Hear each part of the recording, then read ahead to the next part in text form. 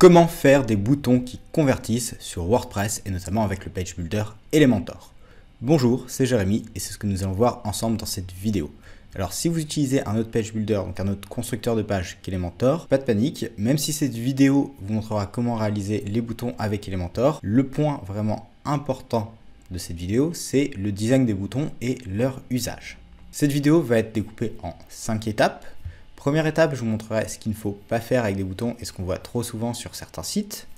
Ensuite, je vous montrerai des exemples de bons boutons à utiliser sur votre site internet. Puis, quatrième temps, je vous montrerai enfin comment les utiliser et combiner ces différents exemples de boutons entre eux. Et enfin, nous irons un peu plus loin et voir comment vraiment optimiser la chose et comment vous pouvez vous approprier le design de ces boutons. Avant de commencer, deux petites choses. Première chose, pourquoi faire des boutons et surtout bien faire des boutons, c'est important sur son site internet pour 3 raisons assez simples.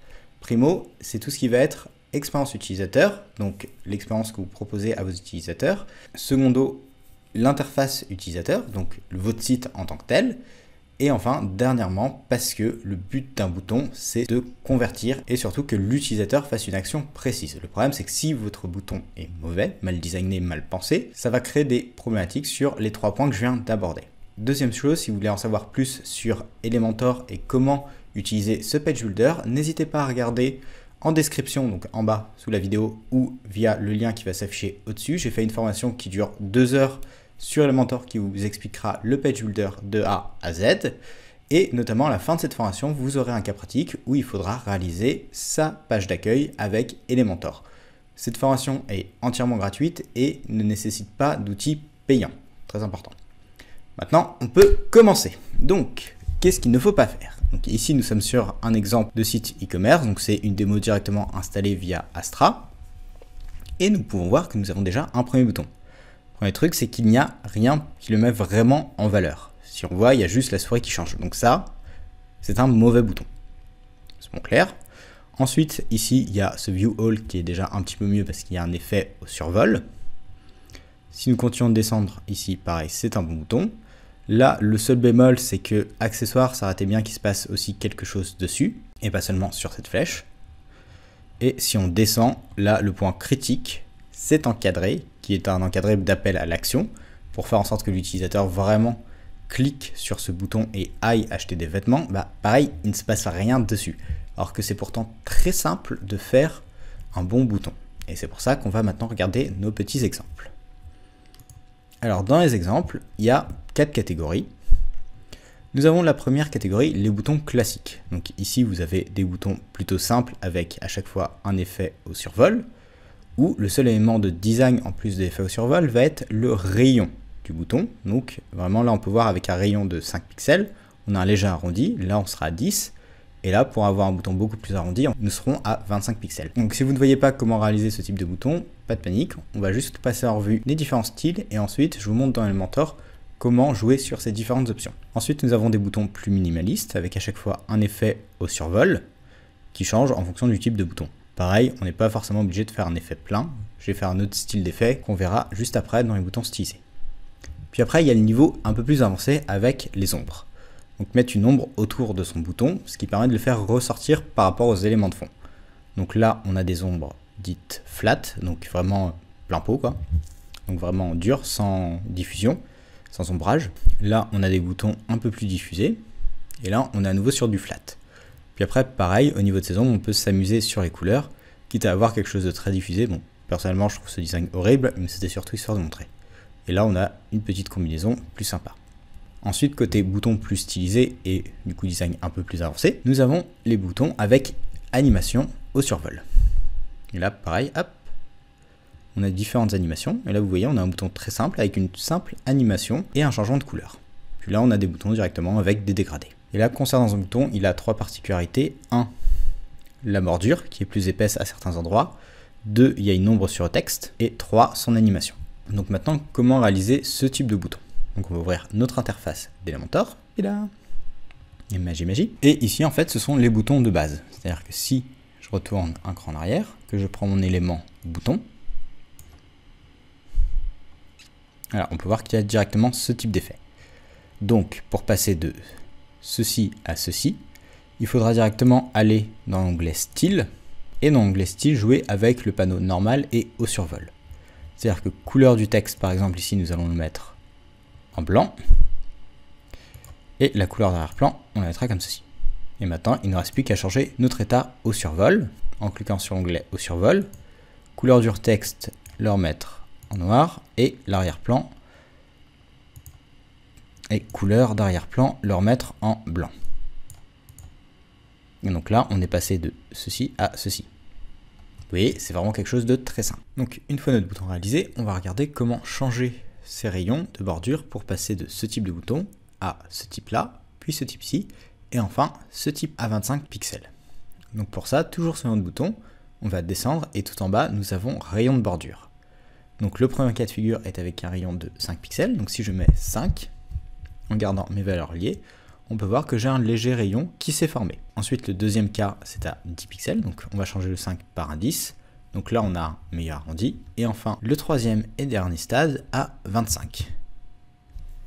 Donc là, à 25, on peut bien voir que nous avons notre forme finale. Donc voilà, donc ça, c'est pareil, une petite astuce qui prend littéralement 3 secondes et qui change radicalement le design de vos boutons. Maintenant, pour les boutons minimalistes, comment faire ce type de bouton? Donc ce type de bouton, pareil, il y a toujours notre état au survol. Mais là où ça va changer, c'est qu'on va jouer sur les bordures. Donc je vais reprendre mon bouton de base. Et mon bouton de base, en allant dans style, hop, je vais juste descendre. Et là, dans type de bordure, on va mettre continue. Donc par défaut, il y a une bordure tout autour. Donc on va la réinitialiser pour la mettre à 0. Puis enlever la liaison des valeurs. Et mettre par exemple juste une bordure en bas. Donc là vous voyez on a bien notre bordure en bas et donc on arrive à ce style de bouton. Et là vous allez me dire oui mais il y a plus d'espace. Ça c'est normal. Pour enlever cet espace il va falloir jouer sur les marges internes, donc un petit peu plus bas. Pareil on enlève le lier les valeurs. Et là ce que nous allons faire c'est qu'à droite nous allons mettre par exemple 5. Gauche 5. En bas 2. Et en haut 2. Et voilà, donc là on arrive à ce style de bouton. Pour ici, même chose, il faudra juste rajouter au niveau de notre type de bordure, une bordure sur la gauche à 1 pixel. Et voilà, donc on passe de ceci à ceci. La petite différence c'est qu'il y a un peu plus de marge interne, mais globalement vous avez saisi l'idée. Maintenant, de façon un peu plus avancée avec des petits icônes dedans. Pour ça, il faut non pas être dans l'onglet style, mais dans l'onglet contenu. Dans l'onglet contenu, vous avez du coup les types de boutons, mais ça n'a aucun intérêt. Votre texte, le lien, l'alignement, bon, sa taille, et enfin icônes. Donc soit vous pouvez ajouter des icônes SVG, soit utiliser des icônes. Alors pour le premier, c'est très simple, il nous suffit de taper minus, et minus, on va prendre cet effet-là, enfin cette image-là plutôt, l'insérer, et voilà, donc là on a notre premier bouton. Il faudra juste bien retirer la bordure. Donc je vais juste rentrer à nouveau dans style, et ma bordure de gauche, l'enlever. Voilà, donc là j'ai mon premier bouton, je vais enlever la bordure d'en bas. Concernant le deuxième, donc pareil, on va retourner dans contenu. Dans contenu, à la place de mettre minus, nous allons mettre angle. Et angle, nous allons mettre celui-ci. Vous pouvez aussi en mettre vers le haut, vers le bas, enfin, à vous de voir en fonction de vos besoins. Et là, on va cliquer sur position de l'icône et le mettre après. Donc voilà, donc là, on passe bien à ce style de bouton. Maintenant, on va continuer, on va regarder comment faire des ombres sur nos boutons. Donc pour ça, pareil, nous allons reprendre un élément bouton par défaut. Et nous allons juste le séparer de l'autre. Donc pour ça, on va rajouter un peu de marge. Hop, hop, voilà. Comme ça, il est décollé. Et maintenant, nous allons aller dans style. Et dans style, on va tout simplement descendre tout en bas. Et là, nous avons une petite ligne ombre de la boîte. Si je clique dessus, l'ombre s'active et on peut bien la voir tout autour. Et après, je peux jouer directement sur ce type d'ombre. Donc là, par exemple, si je veux une ombre horizontale à 6, donc on voit bien que ça se décale. 5, 6. Verticale, on va mettre pareil, 5, 6. Voilà. Donc là, on a un premier effet. Donc si vous voulez que ce soit de l'autre côté, il suffira d'aller dans le négatif. Donc là, on a bien notre ombre qui vient de la gauche. Ensuite, nous avons l'effet flou. Donc là, il est à 10. Si je le mets à 0, hop, on retombe sur quelque chose de flat. Après, là, on peut voir qu'il y a des arrondis, c'est normal, c'est les bordures de mes boutons. Donc là, si je reste en flat, et que je vais au niveau de rayon de bordure, donc juste en haut, et que je le mets à 20, on peut voir que pareil, mon ombre suit mes arrondis. La seule chose après que j'ai fait sur les autres boutons, c'est tout simplement jouer avec la couleur. Donc si je reviens sur ombre, là, j'ai ma couleur. Je vais mettre mon code couleur. Et après, je peux légèrement diminuer son opacité pour avoir une meilleure intégration. Vous voyez, c'est vraiment quelque chose qui n'est pas compliqué et qui change la donne. Après, concernant mes boutons stylisés.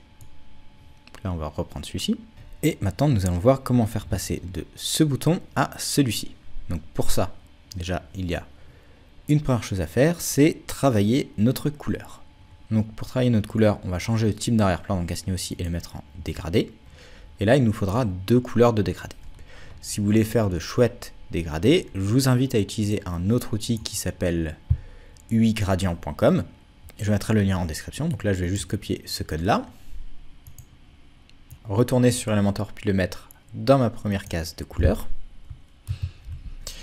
Ensuite, on retourne sur uigradient et nous allons prendre notre deuxième couleur.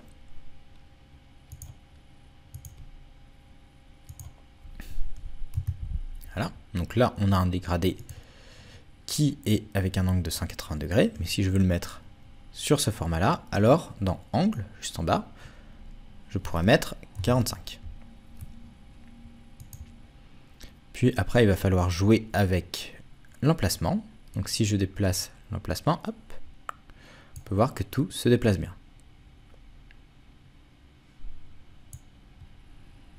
Et là, pareil, on va changer notre couleur du texte et le mettre en blanc.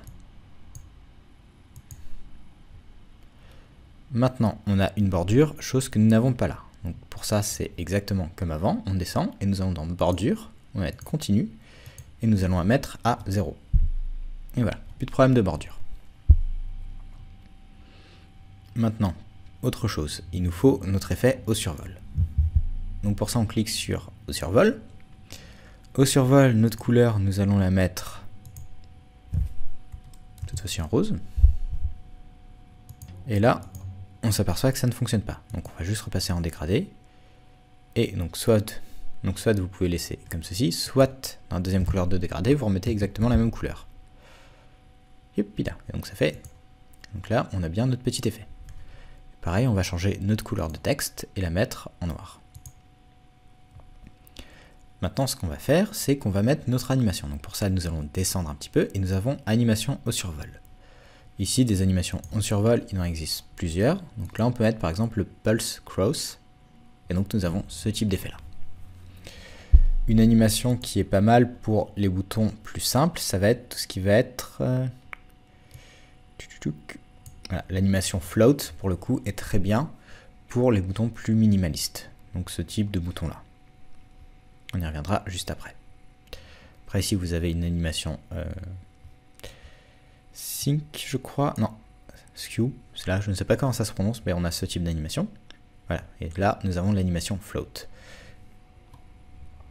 Et maintenant, pour faire ce type de bouton, alors c'est pareil, on va juste repartir d'un nouveau bouton.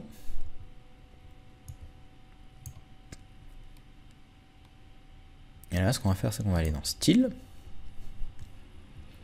Dans Style, on va d'abord aller au survol, mettre notre animation comme ceci. Puis, nous allons jouer sur nos bordures. Et donc là, nous allons mettre Continue, délier les valeurs, mettre en haut 3, à droite 3 et à gauche 3. Et après, si vous voulez un bouton plus gros, ce que vous pouvez faire, c'est remonter un cran plus haut et aller dans Typographie. Et là, mettre une police plus grande. Donc, si je mets par exemple 20, hop, j'aurai un bouton à nouveau plus gros. Puis, la grande différence entre les deux, c'est que là, nous avons un effet de profondeur au niveau du texte. Donc pour ça, toujours au niveau de mon bouton, j'ai ombre du texte. Et là, pareil, ce sera exactement comme sur mon bouton, je pourrais créer une ombre. Donc si je crée une ombre en rouge, par exemple. Voilà. Donc là, c'est un petit peu moche. Ce qu'il faut faire, c'est enlever le flou. Faire, c'est mettre le flou à 0. Puis après, il va falloir juste créer un décalage. Et là, tac. Et là, vous avez votre effet de profondeur. Après, il faut trouver les bonnes couleurs pour que ça aille bien ensemble. Donc voilà, donc maintenant, au moins, vous savez faire de bons boutons. Mais maintenant, comment employer tout ce style de boutons différents? Et pour ça, je vous ai préparé une petite page. Donc cette page, pour la réaliser, j'ai tout simplement utilisé les blocs par défaut d'Elementor. Ici, on peut voir que nous avons deux types de boutons. Un avec une animation et l'autre sans. Ensuite, vous avez un bouton du coup, qui est en couleur plein pot et l'autre juste en bordure. Le but du jeu est de faire en sorte que si votre utilisateur a le choix entre deux boutons, il clique principalement sur le bouton qui vous intéresse le plus, à savoir ici en l'occurrence le read more. C'est pour ça qu'il est déjà un petit peu plus gros et le fait que la couleur soit pleine, ça le met plus en valeur.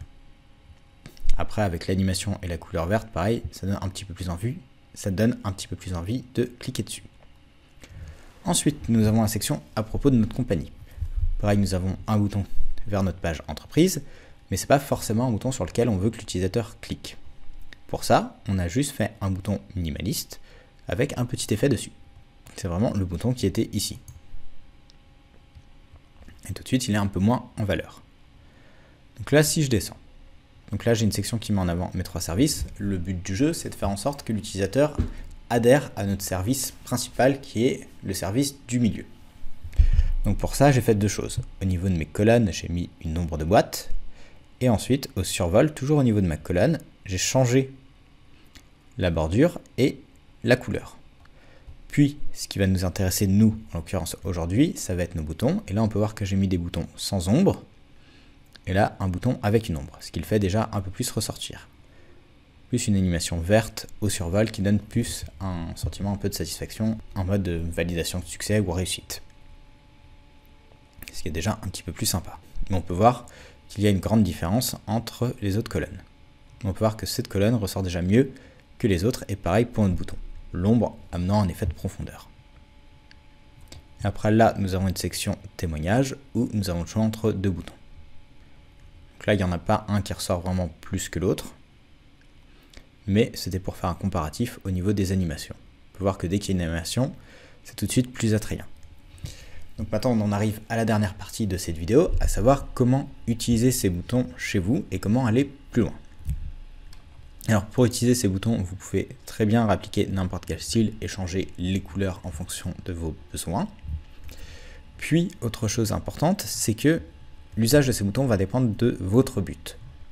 Ici, on a vu pour plusieurs buts différents, mais ce n'est pas parce qu'on a mis forcément un bouton plein et un bouton vide à côté que tous les utilisateurs cliqueront dessus. Il va falloir en fait faire ce qu'on appelle de l'A/B testing pour savoir quel type de bouton fonctionne le mieux. Et donc dans un premier temps, peut-être d'abord tester l'intitulé des boutons, puis ensuite se poser des questions sur le design de nos boutons. Mais tout ça, nous y reviendrons dans une autre vidéo qui traitera de l'A/B testing sous Elementor avec des outils gratuits et faciles à mettre en place bien sûr. Donc voilà, j'espère que cette vidéo vous aidera à y voir plus clair sur la création de boutons et qu'avec ça, vous arriverez à aller plus loin dans la création de votre site internet et avoir peut-être plus de clients ou plus de demandes de devis, enfin, tout dépend de votre problématique et de ce pourquoi est fait votre site internet. Si vous avez des questions, n'hésitez pas à les mettre en commentaire. Si ce type de contenu vous plaît et que vous voulez toujours aller plus loin dans la création de votre site internet avec WordPress, n'hésitez pas à vous abonner à la chaîne. Et sur ce, je vous souhaite une bonne journée et à bientôt.